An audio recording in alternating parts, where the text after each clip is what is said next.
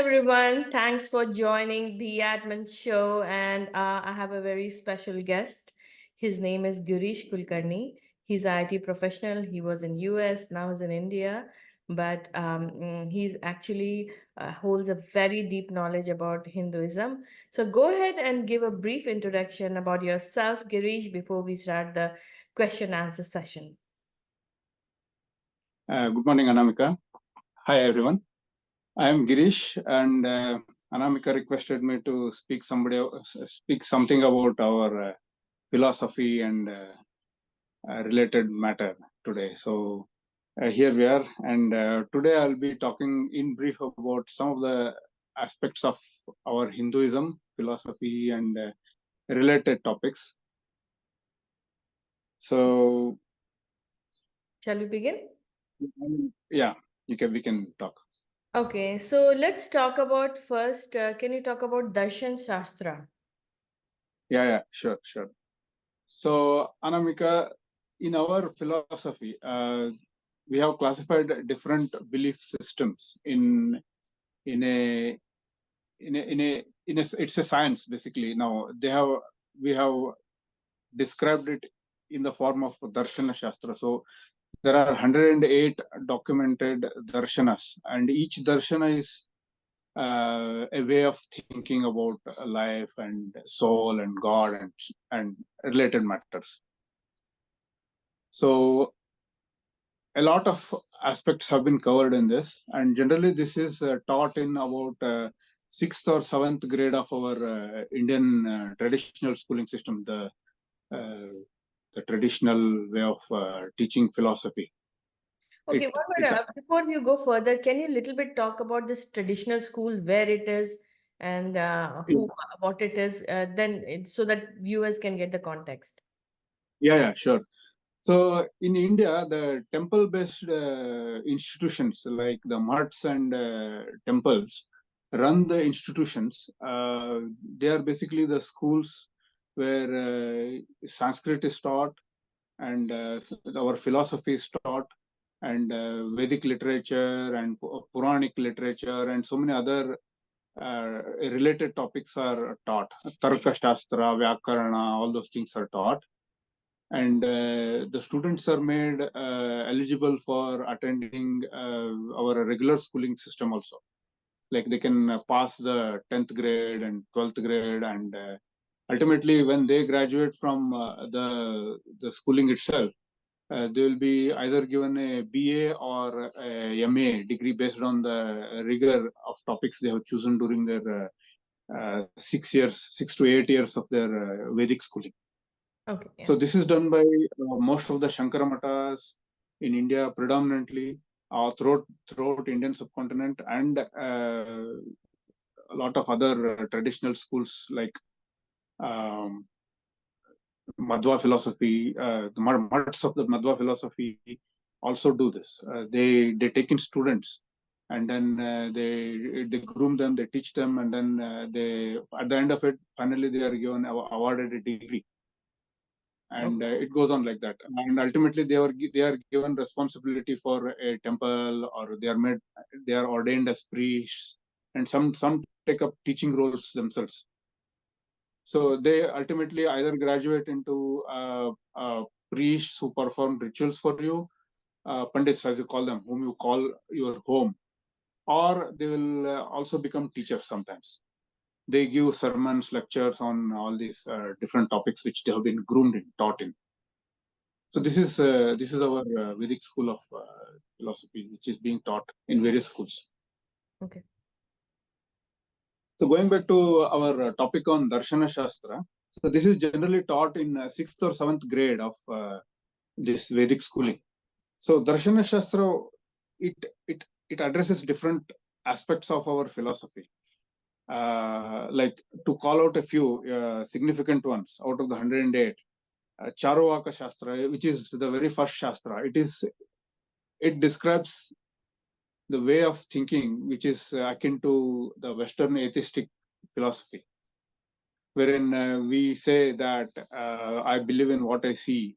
I am only very rational. I want to experience everything before I before I begin to believe in something. And then they take on the worldview that God doesn't exist, basically. So all these are the principles of Charvaka philosophy. And they don't believe in a strict code of dharma and adharma as defined by law, but they just believe in, I think, some common human decency which governs the way of life around us. So this is some brief about Charvaka philosophy. And then significantly, speaking about other Darshana Shastras, the Darshanas which are included in the Darshana Shastra, Jainism and Buddhism are predominantly learned or taught. And these are some schools which are practiced as well in today's world population, you can say. So Jainism is one way of thinking about the world, wherein Jains believe that Atmas are immortal and there is no birth or death to the Atmans. So it keeps on, the rebirth keeps on happening until there is no end. And either you upgrade yourself or downgrade yourself based on your current activities which you do in your life. And they don't have a factor of, or they don't believe in God. It's a atheistic religion in a sense that they don't believe that God exists, whereas they say that the Atman exists and Atmans are there, they perform their thing actions, and based on which the further incarnation happens for the Atmans. And the next one is the next predominantly practiced religion today is Buddhism. So in Buddhism, they say that Atmans are there, but they have a shelf life of this creation. And as soon as this creation becomes, or as soon as this creation ceases to exist, there will be emptiness, there will be nothingness. It's also called as Shunyavada. Shunya means nothing, nothingness. So once this creation ends, the creation as well as the Atmans cease to exist. That is what is the basic tenet of Buddhist philosophy also. Both preach non-violence, adharma. I mean, ahimsa, paramo dharma is what they preach. Both these religions. So the next set of belief systems are basically the predominantly practiced Indian belief systems, which are the Vedic systems. So the three Vedic systems are described. So these Vedic systems have three gurus basically. They have slightly interpreted the Vedas in three slightly different ways. We can't say it slightly different ways, but we'll start from the differences, or we'll begin to call out the similarities and differences between these three Vedic systems. So the first one to interpret the Vedas was Sri Adishankaracharya. He happened to be in around 6th century AD, and he said Vedas are the way of life. I mean, Vedas are what define our Indian philosophy, is what he said. And he said that God exists and there is nothing else except God. So he says God, all these Atmans and the material world, they're all part of the one being called One Supreme. And he said that there is only one thing that exists, which is Advaita. Advaita, and hence his philosophy is also known as Advaitic philosophy. So this several scholars came in after him, and they elaborated on his way of thinking, and they brought in the concept of Mayavada and principles of Maya and how it operates, how it permeates in the form of the way we look at the world, how this materialistic world came into being, and all that, those concepts. So in about 11th century AD, Sri Ramanujacharya happens to be one of the significant preachers. And he said that, all right, Advaita is fine, but he described, he distributed this worldview in three different aspects. As one being God, Paramatman, and Atmans, which we are, the beings that we see in the world, and the material itself, the material world. And he said that these three are the aspects which constitute the worldview. So that was Sri Ramanujacharya, who was in about 11th century AD. In about 13th century AD, Madhvacharya came up with a competing philosophy, wherein he said, yes, God is there, but there is no Advaita. It's all different. Everything is different. God is different. Atmans are different. Different Atmans are different from each other. And the material world is different. And the different materials in the world are also different from each other. And he came up with the Panchabheda Tattva, which means that there are five essential differences: the difference between the God and the souls, the God and the material world, the difference between the materials themselves, the difference between the Atmans themselves, and the difference between the Atman and the materials. So he said that we have these fivefold differences, and he gave a different worldview. See, he said there is no oneness. It will always be different. Even in the destruction of this world, he says that nothing will merge into each other. He says that God will have a separate entity, and the Atmans themselves will also have a separate entity and a non-ceasing entity, existence. Which means that he says that God, just as God is eternal, all the Atmans also are eternal. So this is the basic difference between the Madhva philosophy and the previously to mentioned Advaitic philosophies. Okay. So now we can elaborate it. We can go over it. Yeah, so before we begin with Vedas, this is what my thinking is, because like I also read something, and so what we are all Atmans, and we are all Mhm. coming from the Paramatman, the one supreme Paramatma. And Okay. so once and we all take rebirth, and based on our karma. So either we can Yeah. go we have 14 lokas, either we can go to higher lokas or lower lokas based on the karma. But once we Mhm. really do a very good karma, we actually attain moksha and nirvana, and we can go to the Vaikuntha planet. So Okay. what do you think about this?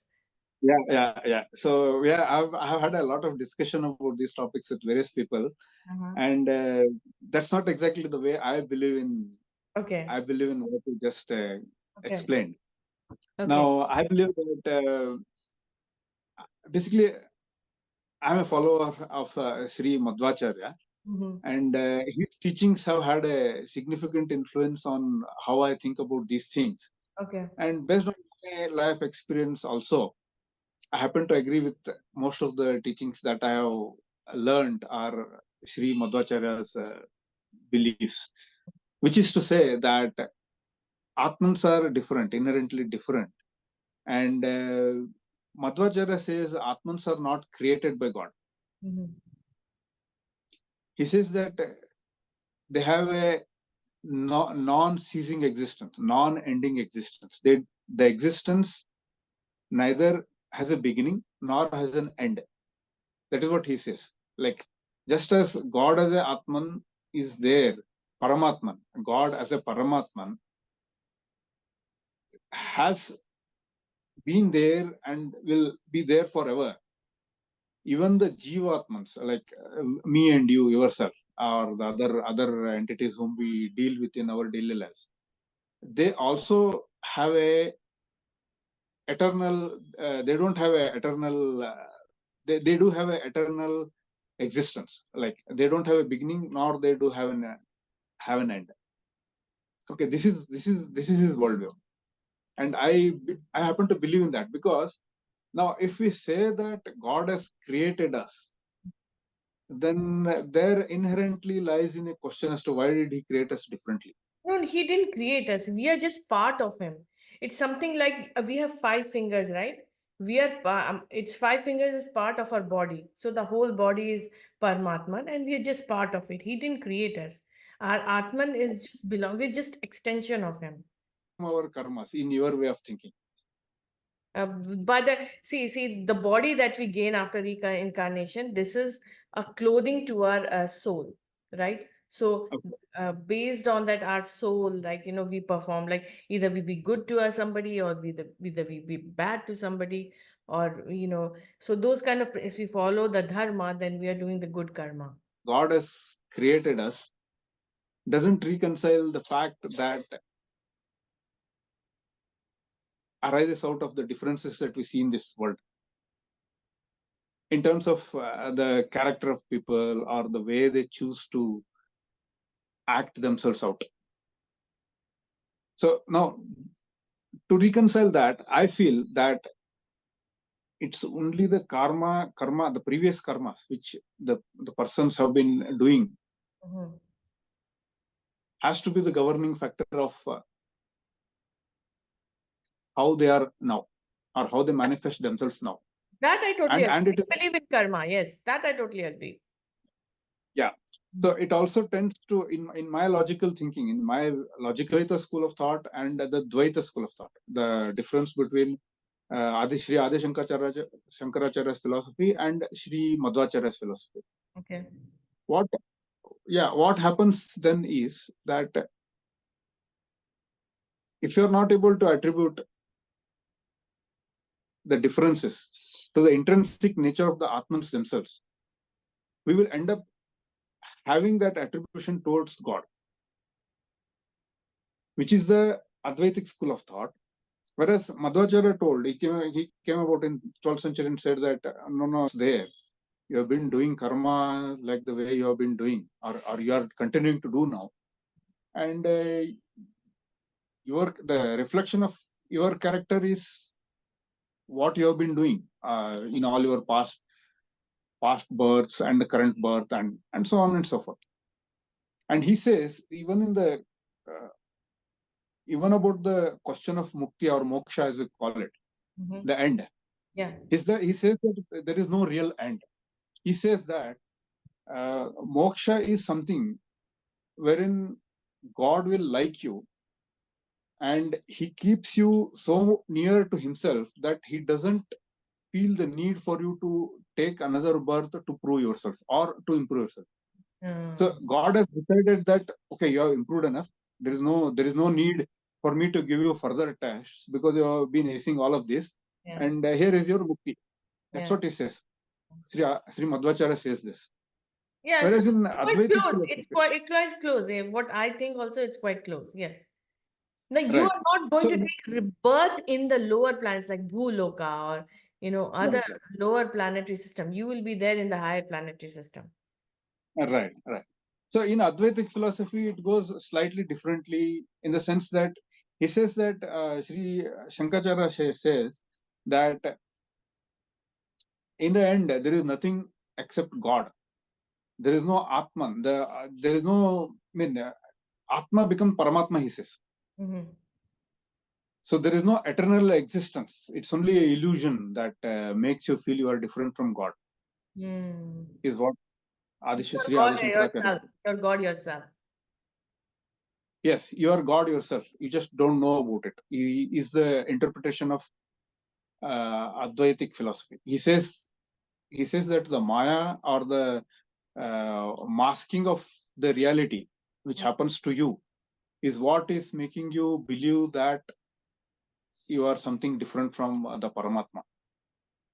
And in the end, there is no different Atmas. Everything will merge into one thing called Paramatma, he says, which is fundamentally different from Sri Madhvacharya's philosophy, wherein he says that even in moksha or even in mukti, there is no merging. You'll still be, you will be liked by God and you'll be right sitting next to God or something like that. But you will never be one with, you will never merge with God, he says. If that is that, On the contrary, on the same note, he also says that you may not be liked by God also. Like you may be condemned to a eternal damnation. Just it is opposite of mukti, Mm-hmm. wherein he decides that you have been doing so many bad things. No matter how many times I give you an opportunity to improve yourself in this world, time and again, or for the eternity, you have not done anything good. You are not even tending to go in the right direction. So hence, I will put you in a different bucket, which is called as eternal damnation. You can say that. And he points to a certain some slokas in Bhagavad Gita also, Okay. which point to that, which point towards these things. And he invokes both of them. Actually, have drawn inspiration from Vedic philosophy itself. But still, there is this significant difference in the interpretation of the Vedas themselves. The Vedas themselves are very cryptic. They say, "I'm not a Sanskrit scholar," or Yeah. Okay. Okay. Let's begin our yeah. yeah, With this note, let's begin our discussion on Vedas that you were talking about. yeah. See, the Vedas are they say apurusha in the sense that they are not created by anyone. Mm-hmm. Apurusha means it is not created by any person. Purusha means person. Mm. Apurusha means it's not been written by a person. Yeah. Whereas they are compiled and put together in the way we see them today by Sri Vedavyasacharya. Vedavyasa. Sri Vedavyasa. Sri Vedavyasa was in the Dwapara Yuga, which is preceding to our Kali Yuga. We are in the Kali Yuga now, about 5,000, since about 5,000 years, 5,500 years approximately, they say. And previous to that was the Dwapara Yuga. And Sri Vedavyasa was present during that, or he took birth during that period. They say Vedavyasa is eternal. He's an eternal being. And they say he's one of the Chiranjeevis. He still lives in Himalayas, and whoever he finds fit, he still gives out knowledge to them. So Vedavyasa's birth is the precursor to Mahabharata. Vedavyasa was born to Satyavati. The lady was called as Matsyagandhi or Meenagandhi, and Parashara was a Rishi, and he I mean he fell in love with her, and in the island Sri Vedavyasa was born. And he was, when he was born, it was a miraculous incident that he was born in the form of an adult male person with beard and mustache, I mean, something like that. And he was born with the knowledge of all the Vedas and Puranas, and he was born a full, complete man. And he bestows upon the or varad, or they call it the boon to his mother, that she can go ahead and marry someone else, because she has got her whole life ahead of her. And later she marries Shantanu Maharaj, and later, yeah, later he also gives he becomes the reason for the birth of Dhritarashtra, Pandu, and Vidura as well. So this is the uh, character whom we are talking about. And after the beginning of Kali Yuga, he imparts the knowledge of our Vedas and Puranas as we know it today, as we know them today, and he compiles them and puts them together in the format which we have them today. Yeah. So Vedavyasa, what he says, what he did was he put together all these Vedas as we know them as Rig Veda, Yajurveda, Samaveda, and Atharvana Veda, and then he gave an index saying how these should be read. What should be your takeaway from by after reading this literature? And basically, the pointers he has given are the knowledge of God, that the God exists itself, and our pantheon of other gods like Indra, Agni, Vayu, Varuna, and all those entities. They are codified in Vedas, And we come to know about the existence of these entities only through the Vedas. There is no other way you can justify or you can say that they exist. That is the primary source of our knowledge about even the God. God exists basically as a statement. If I read God exists in quotes, that is a Vedic statement. You can say that. Okay. That is those there are those statements which we call them as agamas. Agamas means those are some statements which you have to take them on their face value. Mm-hmm. That's it. They don't have any proofs per se. There might be indirect proofs. Okay, if God didn't create this world, how would it exist? That's that. For example, one of these kind of ponderments or wonderments, or begin to think about how everything got created. There might be some entity. You might say that okay, God might exist. But apart from these reasonings, Vedas are the only ways you can say that God exists. And this is what I feel, that Vedas are basically knowledge imparted by God, because they are so advanced knowledge that no human Yes. being can, so they're already entities that are, more intelligent than us, that are living in higher planetary systems, and those we call it as God, and they have given us this Yes. Vedas. That's what my belief is. Right. Right. Right. Yeah. There are great philosophers who have actually experienced these things, and they have said that they have come up with sayings and their own experiences. They have stated their own experiences, which is akin to somebody believing in God. Ramakrishna Paramahamsa, for example, he was one of the persons who they say has experienced God. And I'm not sure if you know about Sri Raghavendra Swamiji. Uh, he's in North Karnataka. He's very famous in North Karnataka, revered in North Karnataka. And Mantralayam is the place where he entered. So there are various people who have actually experienced the existence of God. And now my take is, if I'm not able to myself experience it, then I should go with these examples of these great people who are great thinkers, who are great writers, who have contributed a lot to the literature. We should take them as at their face value, or at least we should hear them out and see what they have got to say, and probably try to see if our experiences correlate to what they say and enrich our own lives. That is what I believe in. I feel about it. Okay. So apart from the Agama statements, Vedas also have got these statements about do's and don'ts. We call them as anushtanas, or the do's, do these things, and Three of the most powerful mantras that you can use for your daily anushtana to empower your mind. First one is Gayatri Mantra. Since this is a Veda mantra, instead of singing it, learn the right way of pronouncing and chanting it. You can chant this every day for minimum 21 times, or in the multiples of 9, either out loud or in the mind, which is nothing but japa. Second is our favorite Mahamrutyunjaya mantra. This is another Veda mantra which I strongly suggest you to learn to chant instead of singing, and repeat this japa while invoking the meaning of the mantra in the mind, or the very divine form of Lord Shiva, and see how powerful and fearless your mind grows. Third is Om mantra, which is excellent for those who don't find enough time for their japa anushtana. So you can simply chant Omkara for at least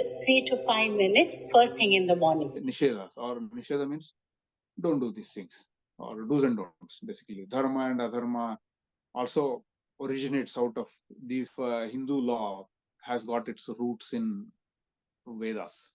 Mhm. One could argue that, or one could say that. Okay. Now there are some other things that Vedas, it has got some predictions like prophecies and statements of that nature.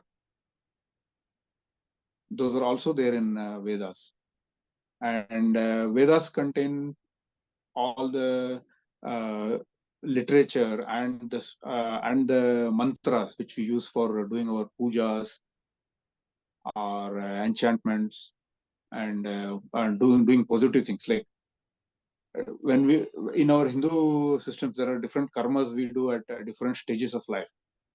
It starts with the namakarana karma. It then goes on towards threading ceremony for some people who believe in initiating the education system or education steps after they wear their thread. Now, all these are performed using enchantments or the mantras which are there in the Vedas. People who subscribe to Rig Veda have these mantras from Rig Veda. People who subscribe more towards Yajurveda, they draw it from Yajurveda. There are some Samavedis also. They take it from Samaveda. They are similar. They mean somewhat similar, but they are elaborated slightly differently. They are chanted slightly differently, and it goes on like that. And even during our pujas, like when we do our puja and our nitya anusthana, in the sense that there are these various activities which we do, starting with brushing your teeth, taking bath, and then doing your daily prayers, Sandhyavandana as we call it. They all have Rigvedic mantras which have to go along with them. So this is where Vedic literature is used. Can you give some example? Yeah, like for example, like after taking bath, Mhm. we that's a physical cleansing. We use soap and wash ourselves, and we feel we are clean, and we come out of the bathroom, and then we sit in front of you don't have to sit in front of anything. You can just start your Sandhyavandane, and the first thing that we do is the mantric cleaning.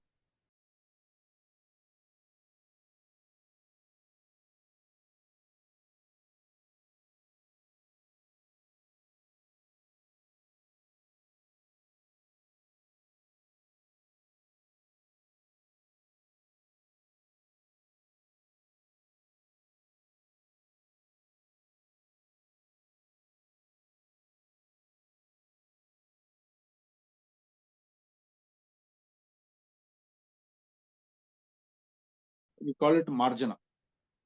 We enchant uh, 2 spoons of water, and we use the Vedic enchantments, and then we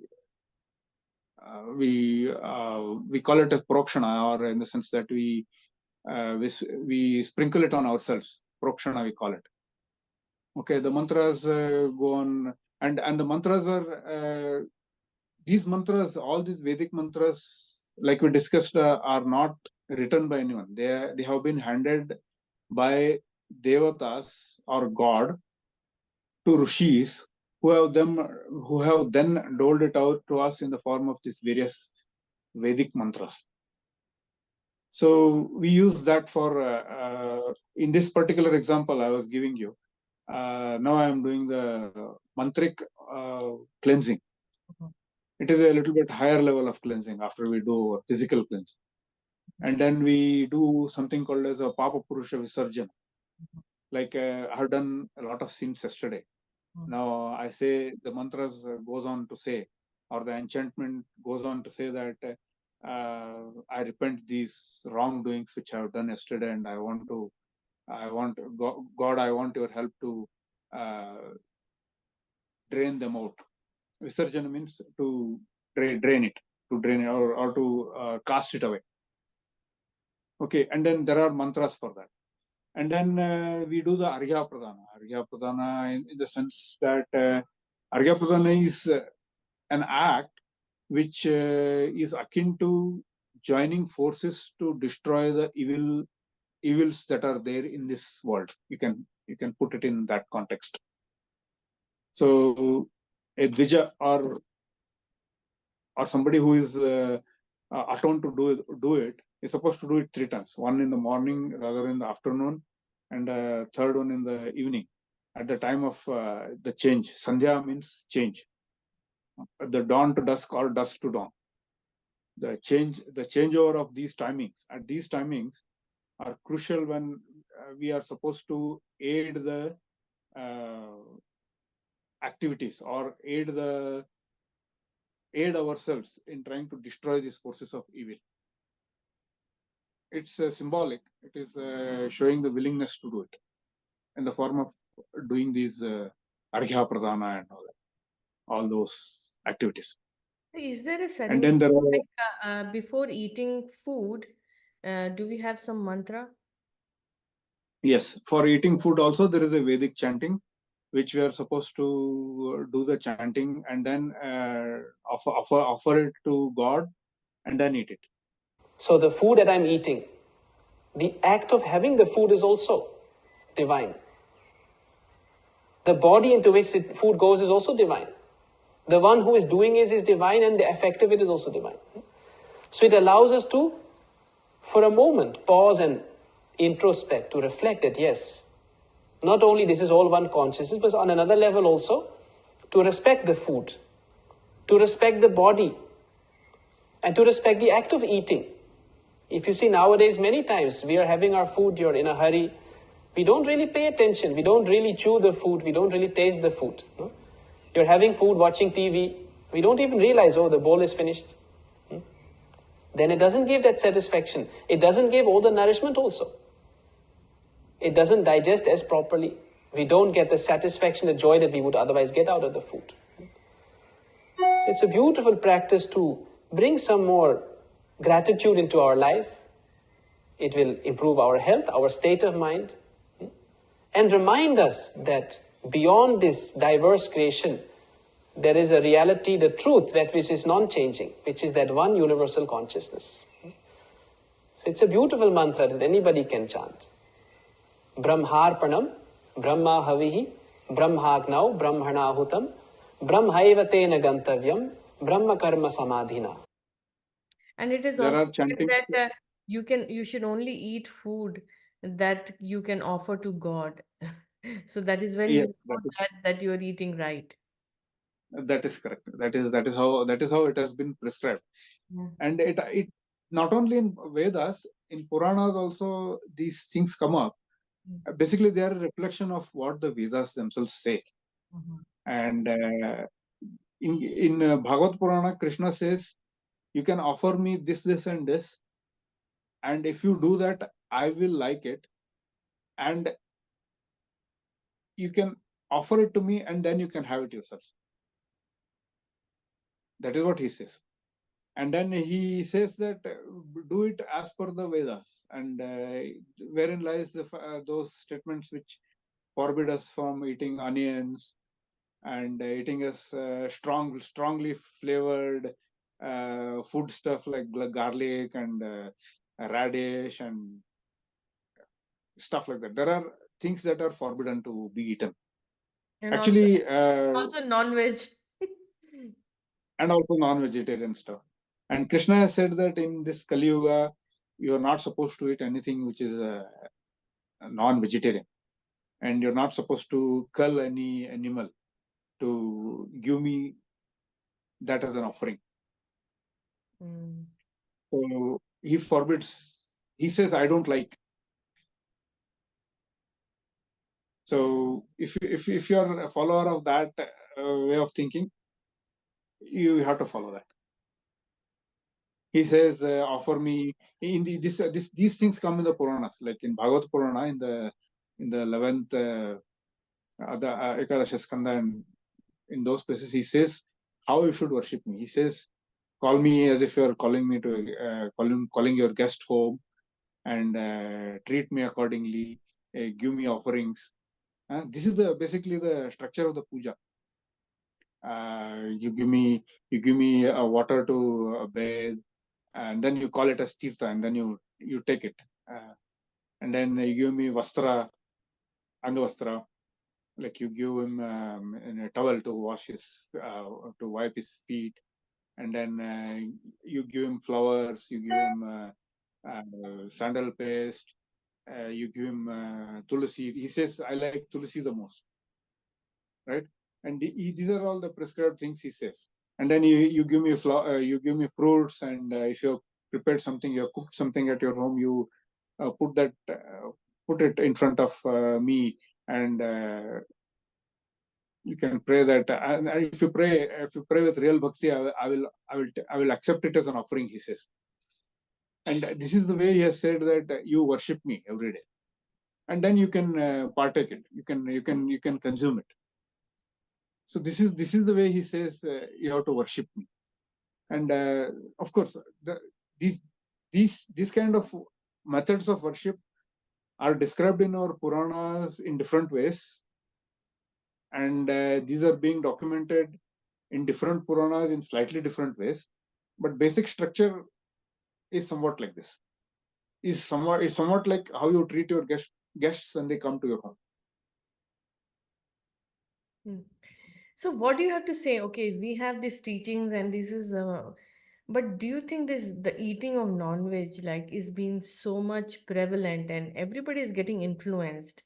And especially if you are uh, say if the students are living somewhere, you have actually no other options. So Mhm.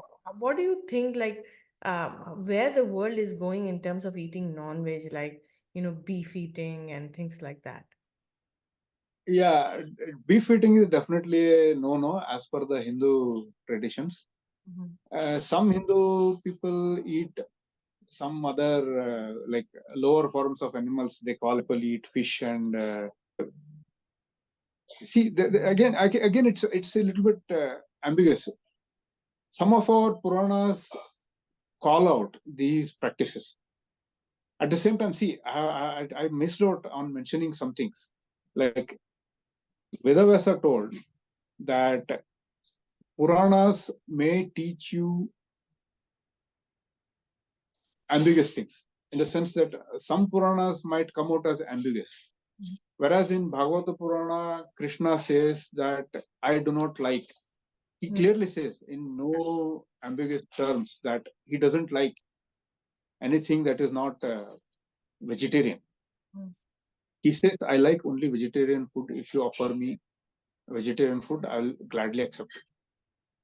Okay, but on the other hand, if you look into Skanda Purana, for example, there is the story of this bhakta called Kannapan, wherein he's a great bhakta of Shiva. He's a hunter. Basically liked him. But Vedavasa also says that you have to sort these ambiguities amongst yourselves. But these Puranas in three different yeah, let's talk about Brahma Sutra and Puranas. Yeah, let's talk about that. yeah. So in Brahma Sutra, he says he has classified these Puranas in three different categories. Like the ones that might teach you, that will definitely teach you sattvic qualities. Mm-hmm. Sattvic qualities are the good qualities, you can say. Yeah. Simply put, in English, you can say them, call them out as good qualities. Mm-hmm. And then you have got Rajasic qualities, which are a mixed bag. Some good and some not so good. Mm. And tamasic qualities are also called out, which are definitely bad. Some people are only inspired to do wrong things, right? That comes out basically. Laziness, right? Sorry, Tamasic. laziness is Laziness. laziness is one of them. Wanting to hurt others, wanting to do some bad things. Huh? Gluttony is one such. These are all some of the qualities which are not so desirable. Mm-hmm. They even if as a decent human being, if you see these qualities in some other person, uh, perhaps most of us will find them not so tasteful. Mm. Basically, those are the tamasic qualities. Similarly, he says that there are these Puranas which will bring out sattvic qualities in you. If you hear the stories of which, you will definitely come out. They will definitely come out as sattvic. And then there are Puranas wherein it will be a mixed bag, wherein you will see that there are these qualities, they are ambiguous. So that is where your discretion has to play a role. And then there are definitely those where if you are not careful, you may walk away with only the tamasic qualities. Hmm. Like my example earlier, wherein on one hand, Kannappan was a great Shiva Bhakta, Mhm. but things you draw out from this Mm. could be twofold. One is, okay, Kannappan, Mm. see, now up to your discretion. You can go both the ways. You can draw a definite tamasic lesson from this story. So I it's up to you. Now, I think they have given it an ambiguous so that they are testing you out. Like, which one will you draw? exactly, exactly, I totally agree with Yeah. it. So if you pick the Yeah, I good agree one, with then you are doing the good karma. If you pick the bad one, it. you're Yes, doing the bad karma. yes, it's up to your discretion ultimately. So it's your free will, you can say that, which has to govern it, Okay. govern your choice of what you want to do. Okay. So can you a little bit, what is Brahma Sutra? And can you little bit touch upon what does Bhagavata Puran says, what is Garud Puran says, and what is Skanda Puran says? Yeah, so there are these different stories. Puranas are stories basically. Mm-hmm. Now, Brahma Sutra only talks about these three categories of Puranas. All the 108 Puranas, Vedavyasa Devaru or Vedavyasa, when he codified, he wrote all these things, and he wrote them in the form of these 108 Puranas. He not only wrote, when he wrote this Brahma Sutra, he said that all this and this Puranas will give you sattvic information, and this and may give you mixed bag, which is the Rajasic. It's a mixed bag of Tamasic and Sattvic. And some other Puranas, he says, are definitely, you have to be careful when you read them. You have to be very careful when you read them, and should not go with the Tamasic nature of the teachings that you may find in them. Mm-hmm. Right? So he gives out these guidelines as to how you should approach this. And then he says, and then he gives an overriding factor as to if something disagrees with what the Vedas say, go with the Vedas. Mm. And then he says, if something disagrees, if one Purana disagrees with another Purana, let's say there is a story of creation, Mm. right? Birth of Shiva himself. Mm. In Bhagavata Purana, there is a clear story which says that Shiva was born from Brahma, Mm. meaning when Vishnu created Brahma in his Navel. nabi, which is his navel or belly button, Mm. there arose a lotus, and out of which Brahma was born. And Brahma did his tapas, and after a lot of years of tapas, he began to create. One of his earliest creation was the Shiva himself. Mm-hmm. So Shiva is then grandson of Vishnu. Mm-hmm. It goes as a Shiva.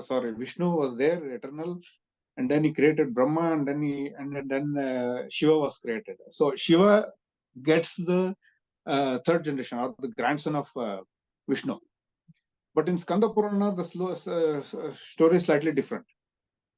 Shiva, he has been given an eternal existence, or he has been given the status of God Almighty.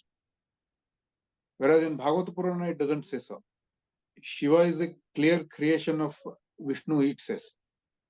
Now, whereas in the index, when I say index, the Brahma Sutras, Vedavyasa clearly says, if the Tamasika Purana disagrees with the Sattvic Puranas, you should tend to go with what the Sattvic Purana says to keep yourself in the right track. So now it's a clear indication of what should override the other. And if he says that, and he also says that if a Purana disagrees with the Veda, or a statement in the Veda happens to disagree with the Puranas, you go with the Vedas, he says. In the Bhagavad Purana also, if there is if there is a statement which seems to be against what is written in the Vedas, he says, stick with the Vedas, stick with the Vedic interpretation of a concept, of a meaning, or of an interpretation. These are the clear guidelines which are being given in the Brahma Sutras. So you said the Ved Vyas wrote the Vedas, right, as a teaching from the God, but who wrote the Puranas as the teaching of God? Yeah. So Vedavasa doesn't say. I mean, he's only compiled. He's It's compiled. like yeah, he has compiled it. The Vedas were there. It's like these papers which are all strewn around on my table. Uh, Okay, the Vedas were there like that.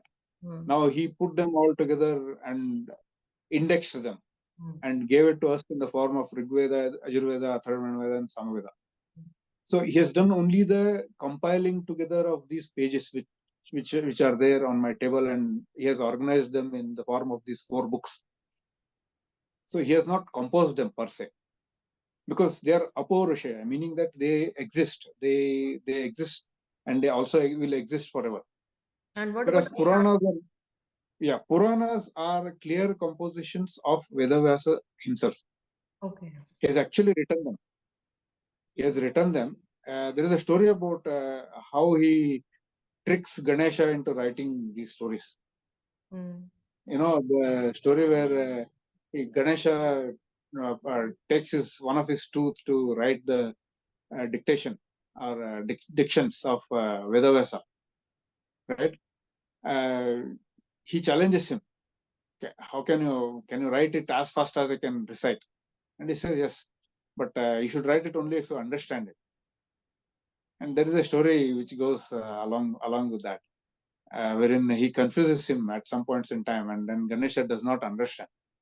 So he's stuck for a while. That gives Vedavasa to think about what he wants to dictate.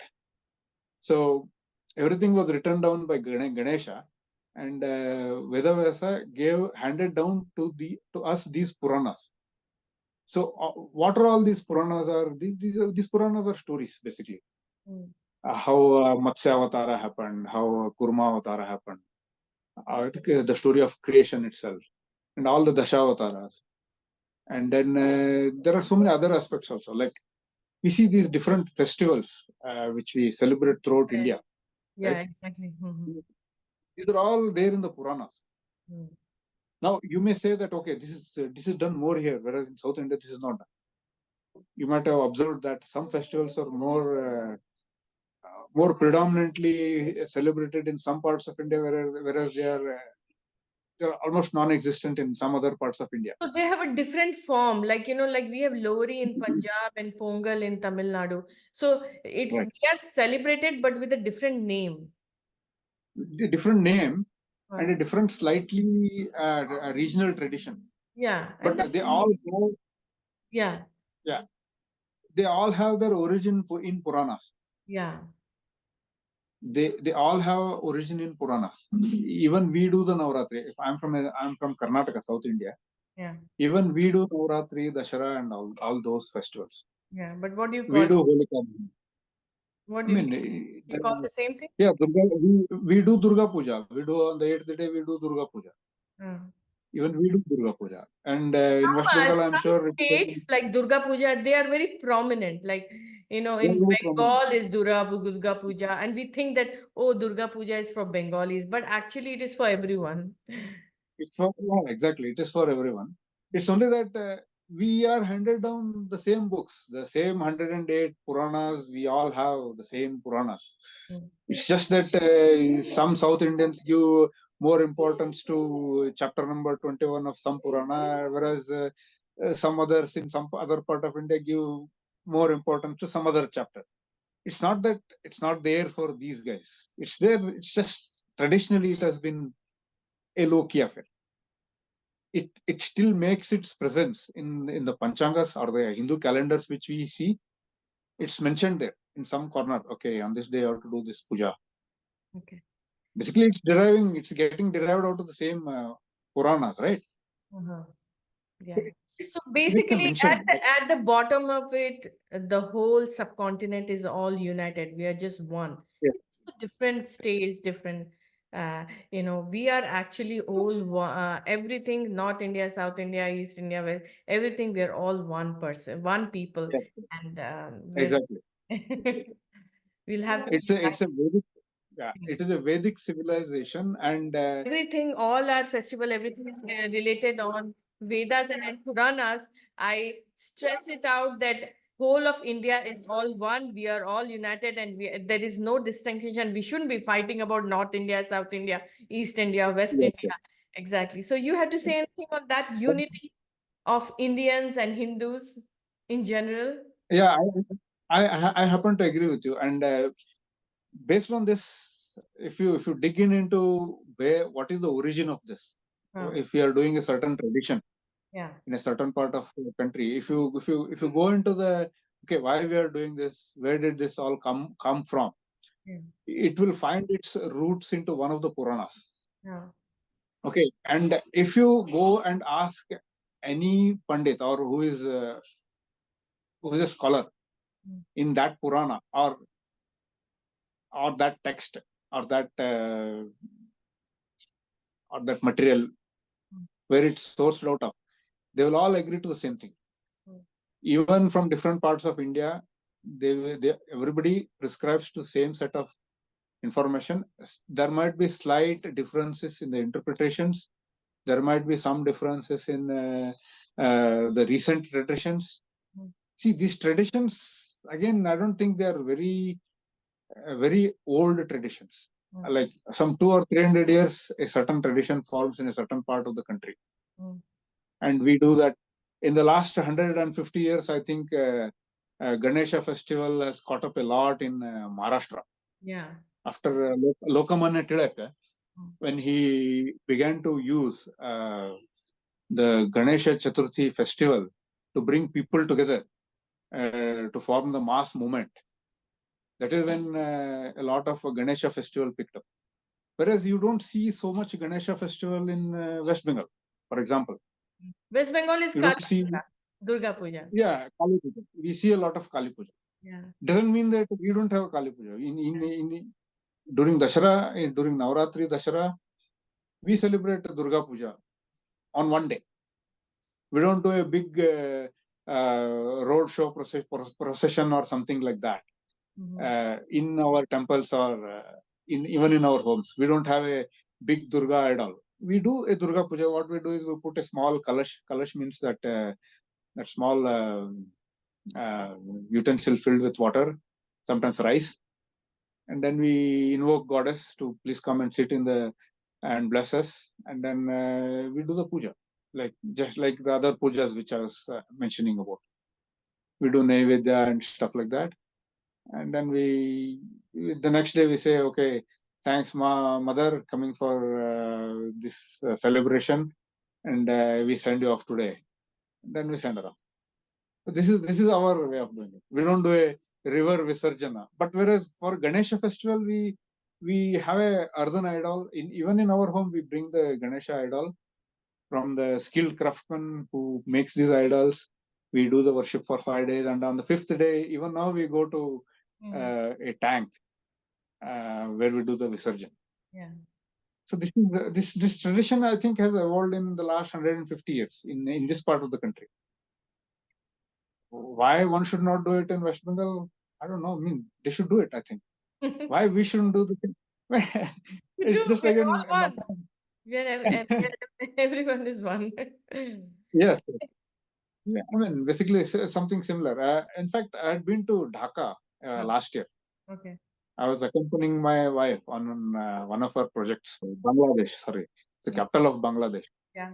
and they have Kali Devi Mandir there, and Dhakeshwari is basically Kali temple. Dhaka is named after the Gram Devata, Dhakeshwari. Mm. The name comes out of the Dhaka name comes out of Dhakeshwari, Mm. and there they have Shivalingas, something very similar, Yeah. and then they have Kali Devi, and then they have Vishnu Puja also they do. So Not even only there, they India, have not continued. only India is one, but India, all the subcontinent is one. Subcontinent is, yeah. Actually, Kathmandu, right, Nepal, Mm. it's predominantly Hindu. I mean, Kathmandu is a Kata Upanishad and Manduk Upanishad. There you have Pandits even today who are well versed in these two Upanishads, Kata Upanishad and Manduk Upanishad. Mm. So Kathmandu is basically derived out of Katha Upanishad. those two, yeah, Kata Upanishad, Manduk Upanishad. That region, the Brahmins or the Pandits of that region are supposed to be experts in those Upanishads. Upanishads are again parts of Vedas. Mm. And Kashmir is Kashmiri Pandits. Mm. They are the last holdouts of Hinduism. Mm. The Brahmins or the Pandits of those regions. They are the last holdouts. You can say that. A lot of them have migrated to Jammu region now. Mm. But they were supposed to be experts in some of the uh, some of our canonical texts or Upanishads. They were supposed to be imparting knowledge of those Upanishads. Different parts of the countries have different importances to different texts, but the texts are all the same. Yeah. Some people do some things more and some less. All right. Thank you, Girish. Sure. It was an amazing session, and of course, we'll come up with few more episodes, and we'll design few more topics, and I hope you'll come again to our show. Before I Yeah, let you go, do you have anything to say to my viewers of the Atman Show? yeah, definitely. These things is by interest Mhm. and reading a lot of uh, Google, I mean, internet, Wikipedia is a very good source. And of course, I attend certain sermons whenever I get an opportunity. And I try to get some knowledge out of people who give this sermon. So people who are actually authentically trained in the Vedic school, Mhm. and they will have a certain perspective of these matters. So basically, you don't have to bore yourself with sitting through a lot of stuff, but it's a good idea to sit through some of those, at least the topics that interest you, Mhm. and then take it forward from there. It's a very vast subject, and the vastness of the subject is one of the reasons why a lot of people lose interest at some point of time. Mm. I think we should try to learn more about our culture and try to read up. Okay. That is my message. Okay. Bye. Namaste. Namaste.